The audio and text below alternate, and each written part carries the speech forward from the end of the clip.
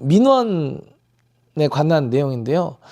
그러면 사달차 비용이 추가가 됩니다. 나 주차비 주세요. 경찰을 부르는 경우도 있고, 이게 뭐야? 외부 창문을 청소를 해줘야 되는 경우도 있습니다. 뜯어내야 될 게 결국에는 많아진 시대가 돼서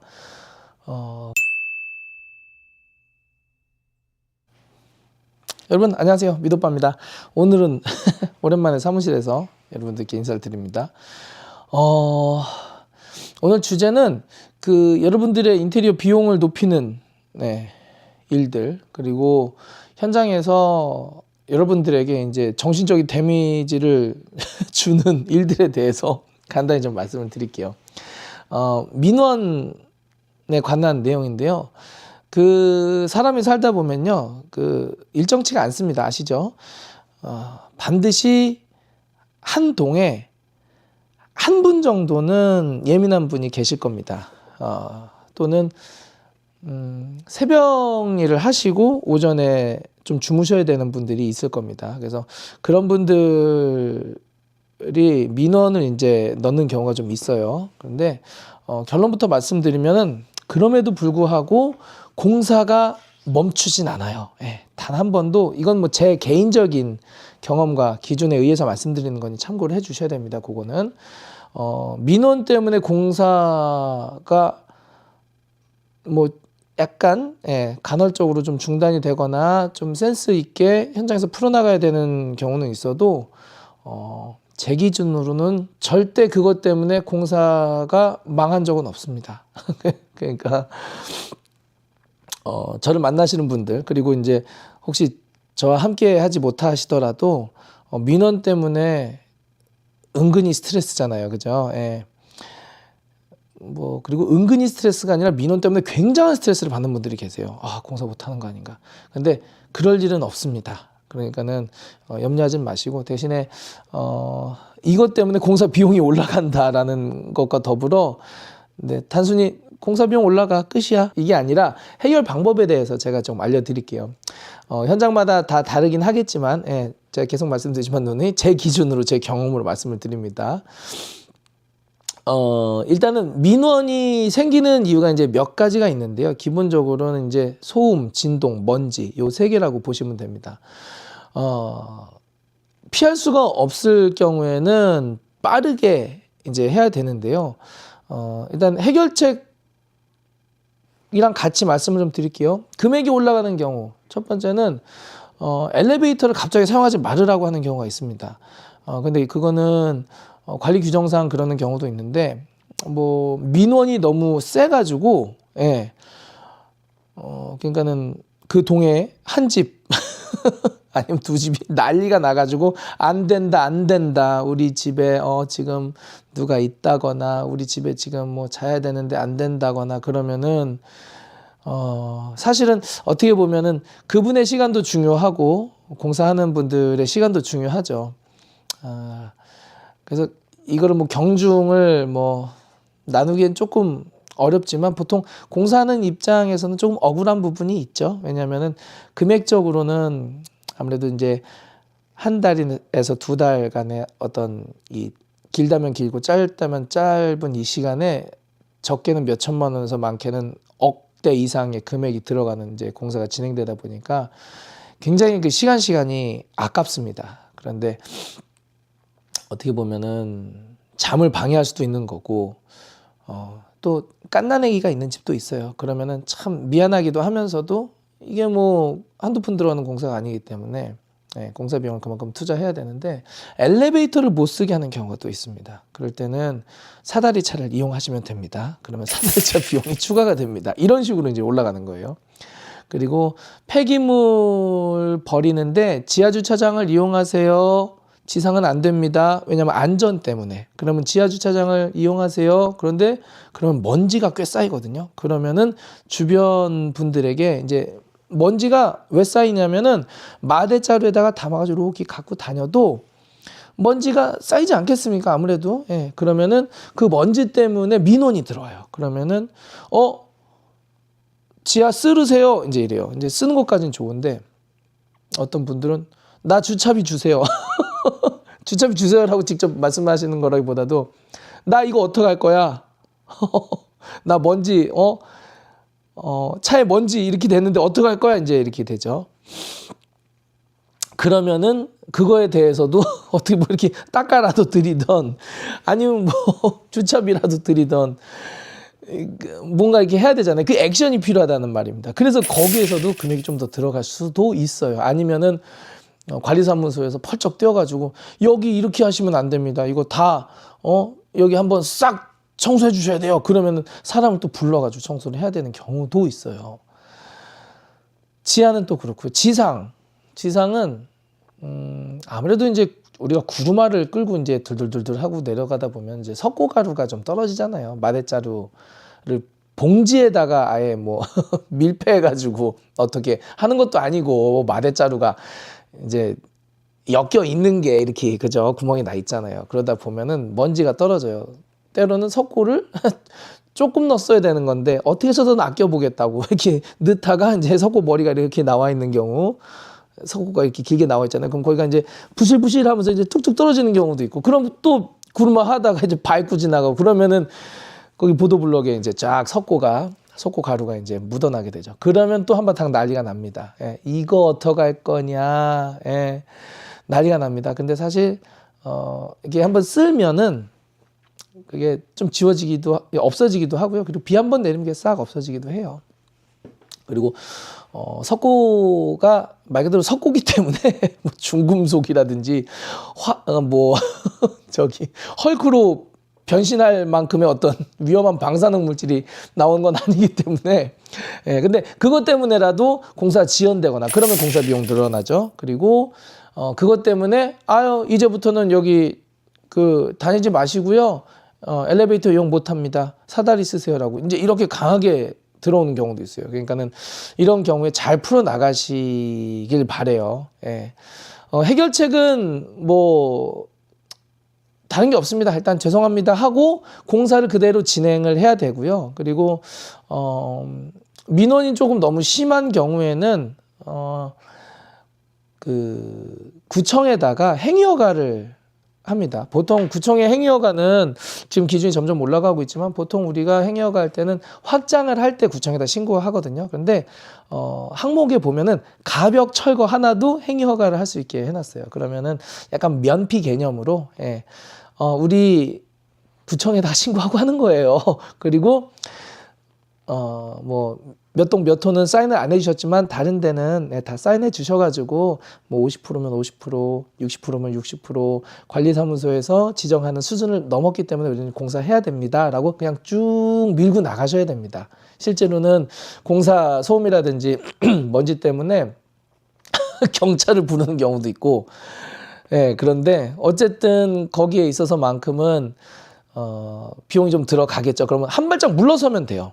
네, 한 발짝. 그러면은 사다리차를 부른다던가 아니면 죄송합니다 뭐 좀 선물을 갖다 드린다던가, 그런 게 있죠. 그리고 마루 철거 숭숭숭숭숭, 마루 철거할 때 숭숭숭숭, 한번 그 유튜브 검색해 보세요. 마루 철거하는 기계가 있는데 그게 굉장히 울림이 심한 아파트가 있습니다. 네, 특히 이제 대치동에 있는 모 아파트가 그것 때문에 이게 막 울려요, 건물이. 근데 그게 건물이 잘못된 건지, 그래서 그때는 유압으로 이렇게 늘어나라 여의봉 해가지고 유압으로 하는 게 또 있어요. 이제 그거를 또 이용하신다거나, 제가 방법을 알려드리는 겁니다. 그러나 그거를 하려면은 굉장히 긴급하게 일정을 잡아야 하고, 그리고 비용이 더 들어가요. 그러니까 비용이 늘어나고, 예, 하지만 유압으로 해결할 수가 있다. 제가 지금 하나씩 알려드리고 있죠.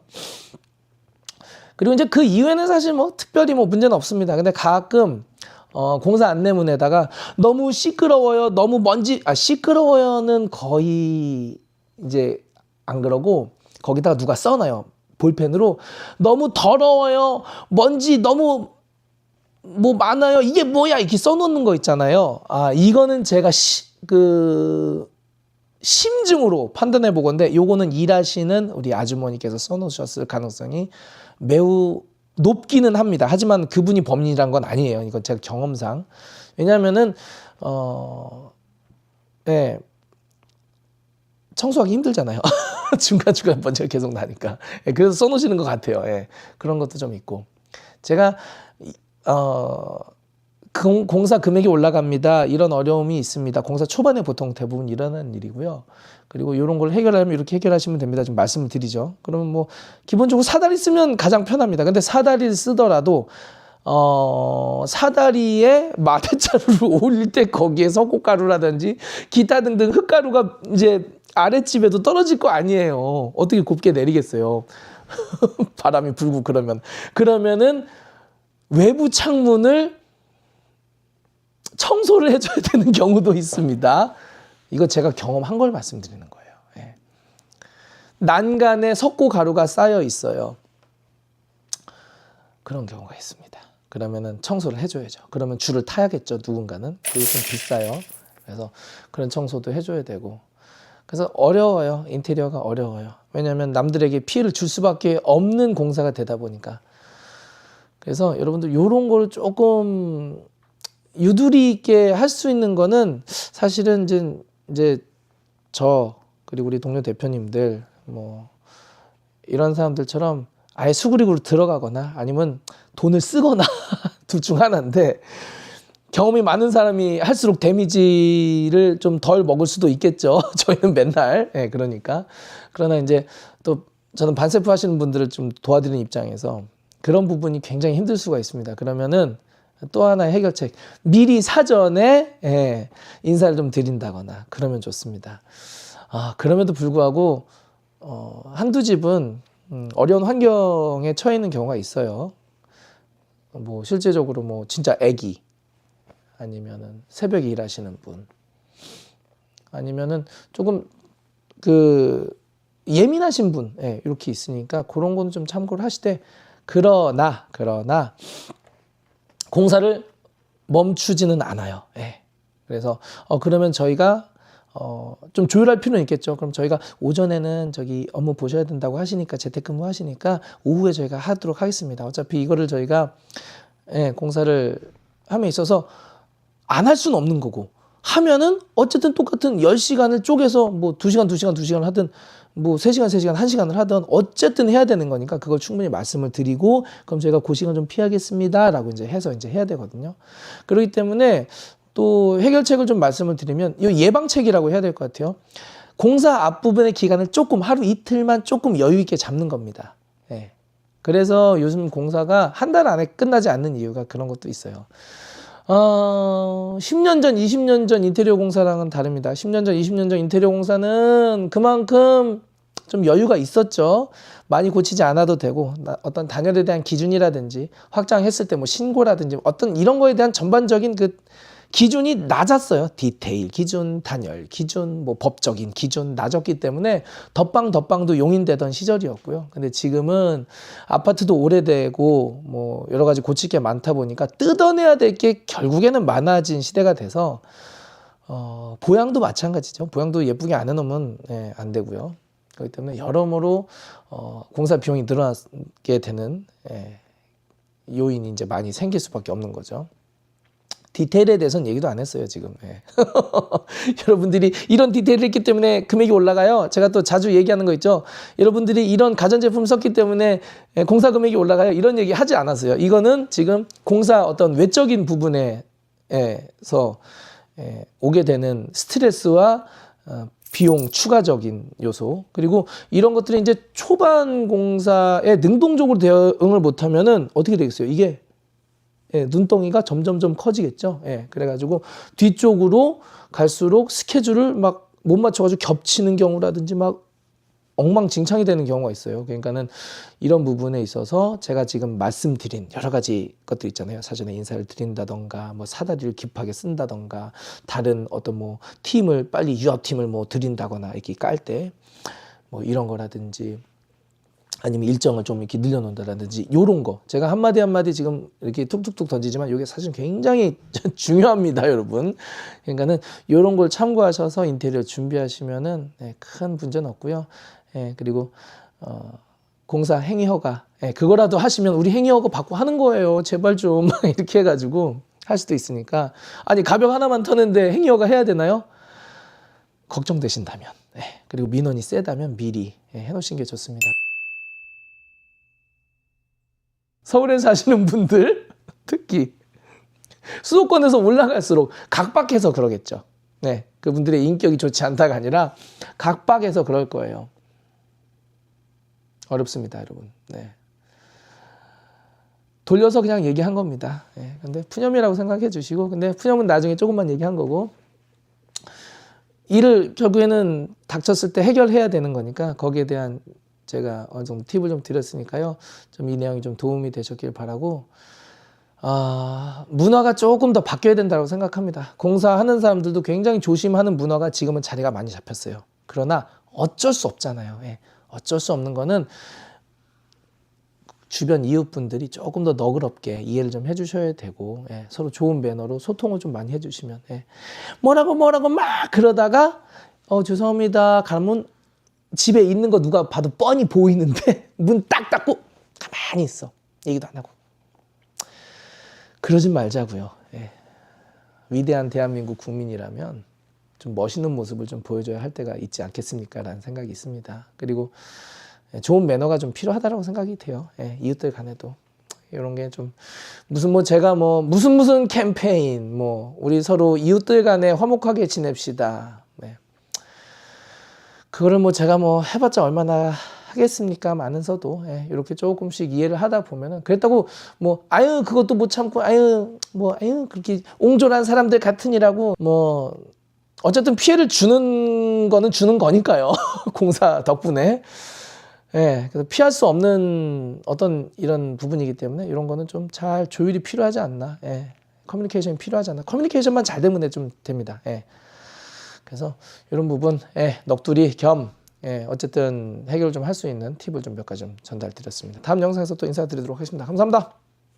안녕히 계세요.